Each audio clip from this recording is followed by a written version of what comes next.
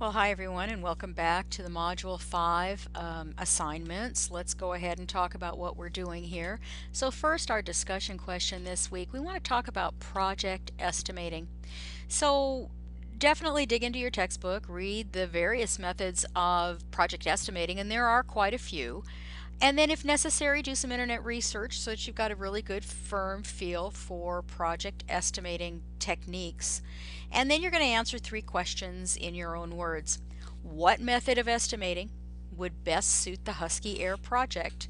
Why did you choose this method, and what factors might influence you to choose a different method of estimating? You need your initial response no later than Thursday. You do not need to do any peer responses this week.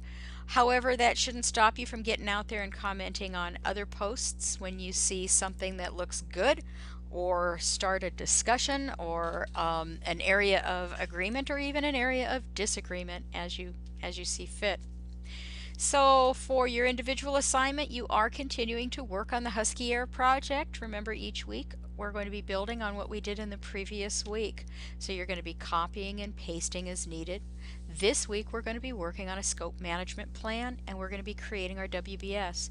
Now, I've been promising you for the first 4 weeks of class that you would start using Microsoft Project. Well, this week is when you're going to do it. Hopefully you are up and prepared. You've got everything you need. You're ready to go.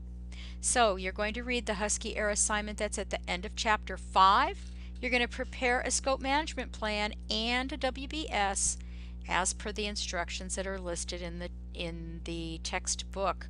Complete all tasks except task number 5, which is the use case diagram. You do not need to do the use case diagram.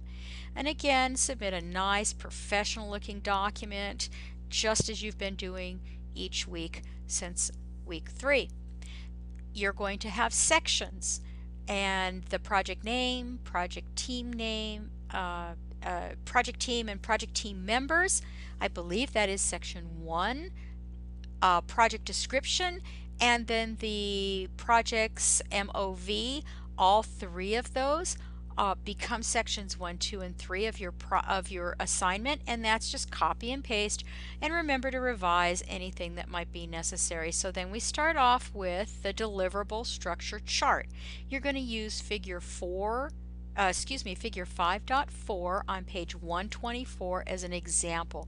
You're going to create a chart. You might want to use, now of course if you have Visio, Visio is an excellent tool for creating charts, especially things like organizational charts. So of course if you have Visio, I would highly recommend using that. But if you don't have Visio, or if you're not comfortable using Visio, don't worry about it. PowerPoint can be used. Also, Microsoft Word 2013 has some awesome drawing tools in it that you might wish to consider for drawing boxes and connecting those boxes. So once you've finished your DSC chart, you're going to create your work breakdown structure in Microsoft Project. You're going to, if needed, complete that Microsoft Project Tutorial 1, because that's what's going to help you get this done. Now, of course, if you do that, be sure to turn it in. I'm still giving extra credit, 5 extra credit points, half the points, if you do get it done and turn it in. However, if you don't need a Microsoft tutorial, then that saves you a little bit of time and effort. Use figure 5.8 and 5.9 as your guide for preparing your work breakdown structure. Be sure that you include milestones for each phase and deliverables. Make sure you define all activities and tasks. Be sure to set a duration for the activities and tasks. And then you're going to define and assign resources to each of the activities and tasks. Now, this is just our first crack at your WBS, and we will be refining it as we move through the project. However, you really should do a pretty good job of coming as close as you possibly can.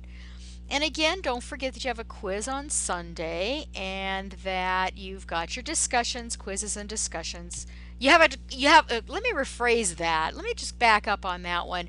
You have a quiz that is due by Sunday. That doesn't mean you have to wait until Sunday to get it done. It just must be completed no later than Sunday.